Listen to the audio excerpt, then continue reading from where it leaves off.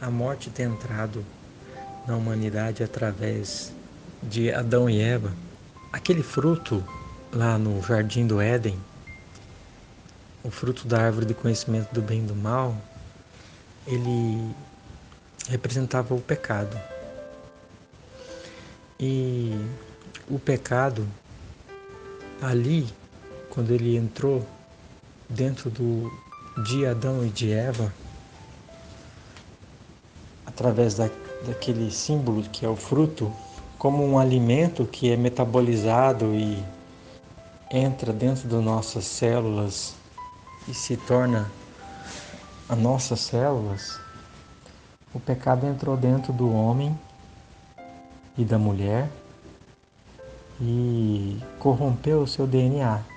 Deus ali quando fala que certamente morrerás, né? No dia em que dela comer, você certamente morrerá. Igual a irmã citou em Gênesis 2, 16, 17, né? Ali o que aconteceu? Adão não morreu de imediato, mas ele foi morrer só com seus 900 e quase 30 anos, se eu não me engano. Mas ele morreu, o corpo dele. Adão e Eva foram feitos neutros, né? Sem ter a vida divina dentro deles. Para ter essa vida divina, eles teriam que ter tomado da árvore da vida. Só que eles não tomaram da árvore da vida. Eles tomaram da árvore do conhecimento do bem e do mal. Então, o espírito deles, que nós somos seres tripartidos, nós temos espírito, alma e corpo. E o próprio Deus da paz vos santifique completamente. E o vosso espírito e alma e corpo sejam conservados íntegros e irrepreensíveis na vinda de nosso Senhor Jesus Cristo. Aqui nesse versículo 23 fica bem claro que nós temos espírito e alma e corpo. Então nós somos seres com 3 partes. Como Adão e Eva não tinham tomado da árvore da vida, o espírito, que é a parte da gente, do nosso ser, que é feito para receber o Espírito de Deus, estava neutro, estava ativo, mas estava sem a vida de Deus ainda dentro do espírito. Ele tinha uma alma pura antes, né, e um corpo puro. Só que aí, como o pecado entrou no corpo, o pecado ele trabalha de fora para dentro. Ele corrompeu o corpo, ao invés de fez com que o espírito ficasse como que amortecido, e a alma, que passou a dominar até o primeiro lugar no nosso ser, onde tem nossa mente, vontade e emoção, né, que são nossos pensamentos, sentimentos e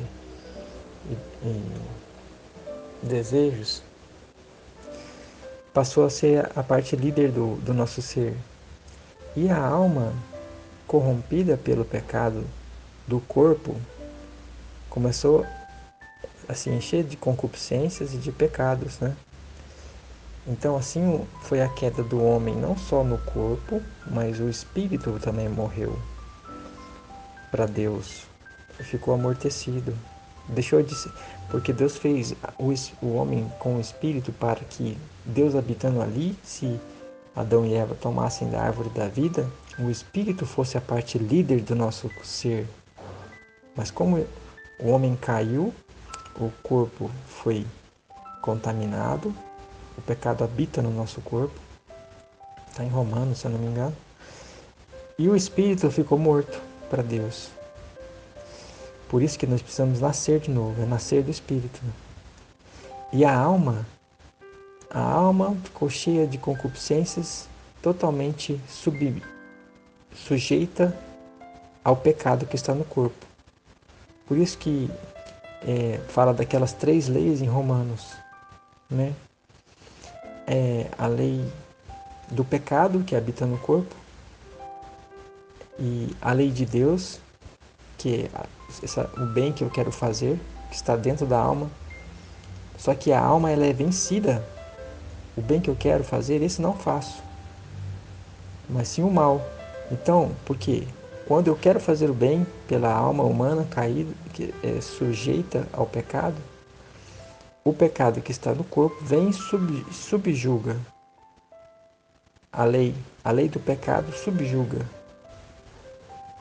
a lei que está na minha alma, e assim eu não consigo fazer o bem que eu quero. Então, mas graças a Deus pelo Senhor Jesus Cristo, porque como nós somos salvos, nascidos de novo, esse nascimento é o nosso espírito. Quando nós recebemos a salvação, o Espírito Santo de Deus entra dentro do nosso espírito que estava morto. Então passamos a ser nova criatura.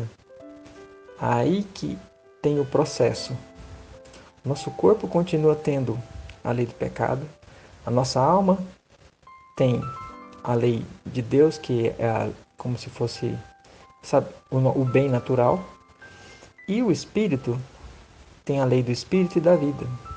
Quando nossa mente que está na alma pende para o espírito, nós temos vida e paz.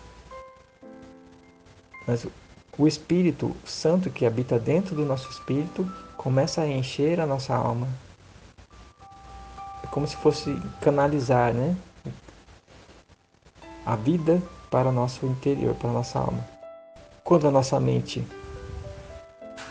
ela pende para a carne, para o corpo, aí temos a morte, né?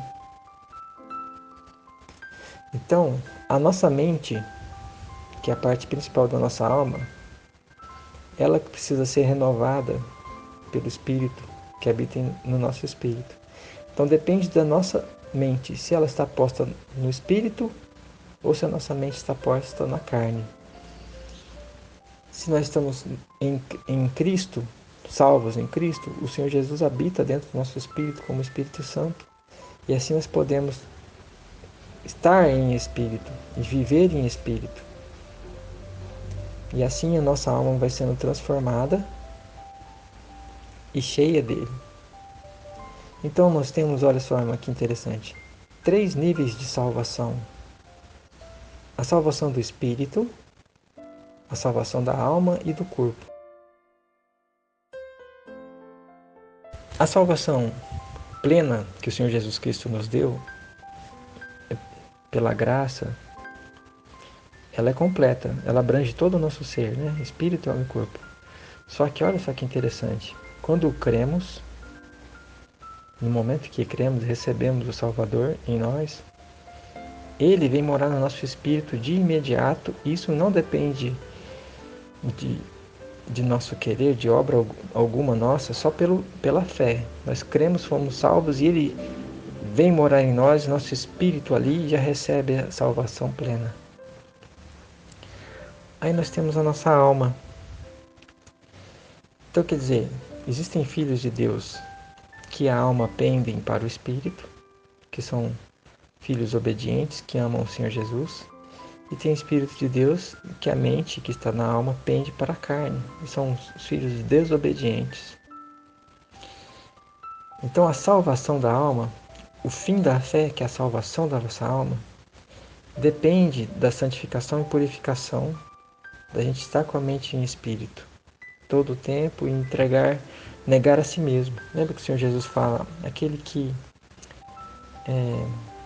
quiser seguir após mim, ele está no Espírito, né? Então, aquele que quiser seguir após mim, ir para o Espírito, viver no Espírito, negue-se a si mesmo, negar as suas vontades da alma, o seu querer da alma natural, seus pensamentos naturais. Tome a sua cruz e siga-me. Então, assim a gente vai perdendo a vida da nossa alma natural, vai se esvaziando de nós mesmos, e ele, que é o Espírito, vai enchendo e saturando a nossa alma. Os irmãos comparam com você colocar um copo sujo, com água suja, debaixo de uma torneira de água limpa, cristalina.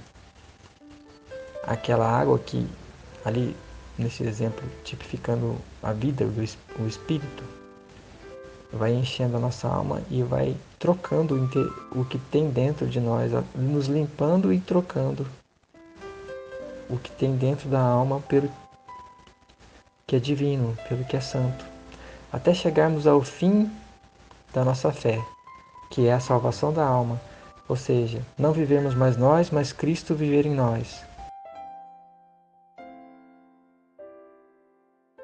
Para ser assim, igual nesse versículo fala, conservados íntegros e irrepreensíveis na vinda do nosso Senhor Jesus Cristo.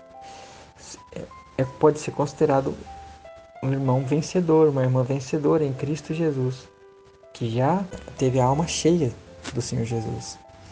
Aí restando apenas a redenção do corpo, que também, como a do espírito, se dá em um instante só, no instante da transformação, né? A salvação da alma, que é um processo diário e constante, depende muito de aquele que quiser, de querer negar a si mesmo, né? Tem outro versículo que o Senhor Jesus fala, quem ganhar a sua vida, perdê-la-á, mas aquele que perdê-la, ganhá-la-á. Isso é a vida da alma. A alma, ela é um produto, né? Deus ali, quando soprou o espírito dele sobre o barro, fez com que nascesse a alma.